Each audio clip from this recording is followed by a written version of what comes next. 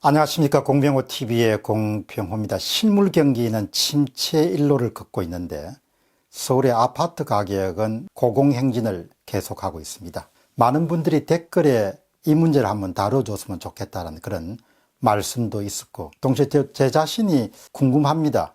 왜 서울 아파트 가격은 계속 오르는 것일까?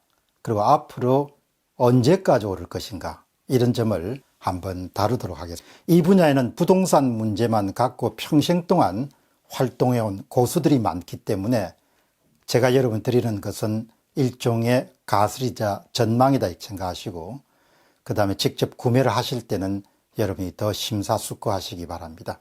서울 집값의 현주소입니다. 사실 서울 아파트 가격이 심상치 않습니다.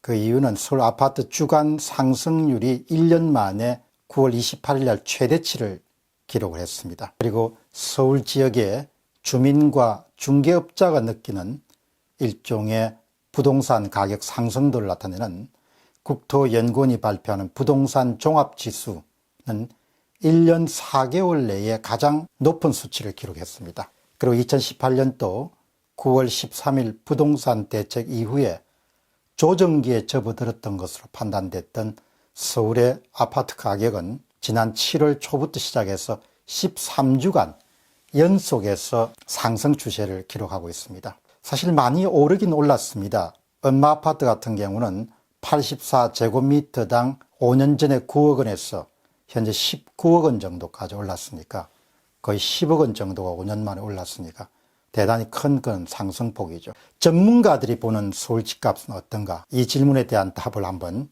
정리해 보도록 하겠습니다. 마침 중앙일보가 9월 29일자 4명의 전문가들에게 물었습니다. 3명은 상승세가 오래 가지 않을 것이다. 1명만 정권 말기인 22년 말까지 갈 것이다. 그렇게 답했습니다. 그러니까 대부분은 얼마 가지 않을 것이다 이렇게 답한 것이죠. 송인호 KDI 경제전략연구원에는 상승세가 3, 4개월 가다가 멈출 것이다 이렇게 답을 했습니다. 그 다음에 KB국민은행의 부동산 수석 전문위원으로 있는 박원갑 씨는 상승 흐름이 오래 갈 것 같지 않다. 서울 아파트 가격은 지난해까지 5년가량 실물 경기와 괴리돼서 이상 과열 현상을 보였다.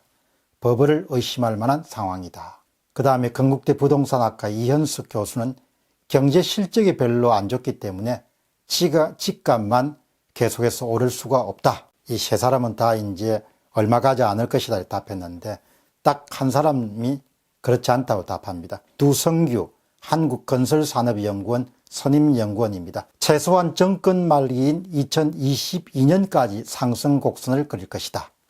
경기 침체로 서울 아파트 값이 떨어지는 게 아니라 경기 침체에 따라서 안전한 곳으로 가려는 심리가 작용해서 오히려 서울 아파트의 수요가 쏠리고 가격이 오를 가능성이 크다.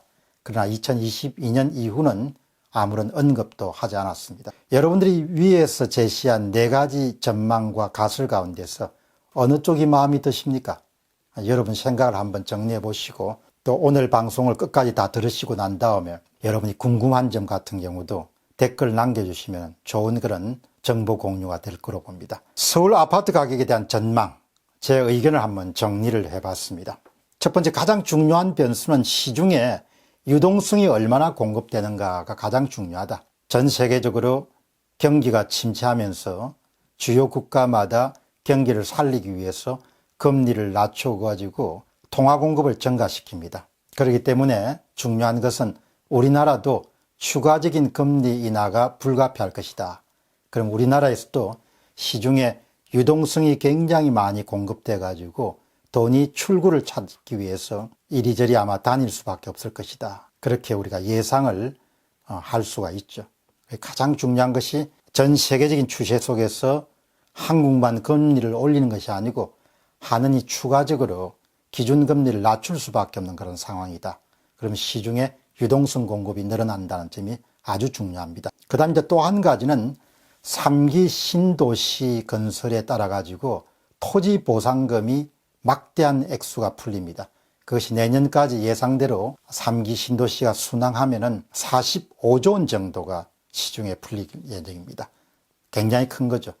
역대 최고로 풀렸던 것이 2006년도에 2009년도입니다. 34조 8천억까지 풀렸습니다. 그러니까 그 액수보다도 10조 원 정도 많은 액수가 내년까지 풀리게 되는 겁니다. 보상금 가운데 그 당시에 2006년에는 전체 보상금 가운데에서 37%가 부동산 시장으로 되돌아왔다는 그런 연구 결과가 있기 때문에 이번에도 마찬가지 아니겠느냐 그렇게 생각합니다. 다시 이야기하면 풀린 보상금이 아파트 시장에 유입될 가능성이 높다는 것입니다. 그 다음 이제 세 번째는 저금리 하에서 마땅히 돈을 굴릴 수 있는 그런 대체 투자처가 마땅치 않다.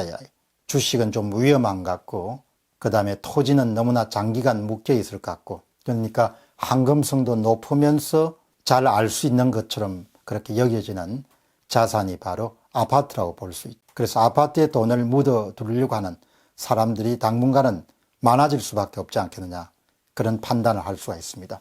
이런 수요 측면에 반해가지고 공급은 상당히 물량이 줄어드는 추세입니다. 민간 택지 분양가 상환제하고 그 다음에 재건축 초과이익 환수제, 이런 제도들이 아파트 공급을 계속해서 줄여나갈 것. 그리고 수도권에서 30만 가구를 짓는다고 하지만 실제로 서울 시내에 지어지는 그런 아파트 총수는 3만 9천 가구에 불과합니다. 통상 업계는 서울에 매년 한 5만 가구 정도가 공급이 돼야 수요와 공급이 일치한다 이렇게 봅니다. 2020년에는 서울의 아파트 공급량이 한 3만 5천 가구, 이렇게 1만 5천 가구가 부족한 겁니다. 그 다음에 2020년에는 4만 1,512가구, 별 문제가 없습니다.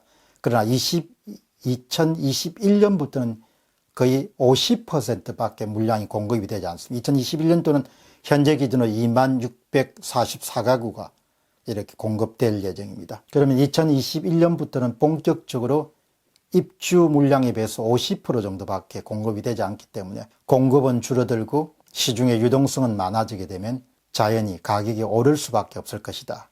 이렇게 예상할 수가 있습니다. 그럼 이제 얼마까지 그렇게 가격 상승세가 유지될 것이냐, 이런 문제가 이제 궁금한 거죠. 앞에서 4명 가운데서 두성규 한국건설산업연구원의 선임연구위원은 문재인 정부 말긴 2022년까지 아파트 가격이 상승하고 그 이후로는 아무런 언급도 하지 않습니다. 제 생각은 조금 다릅니다.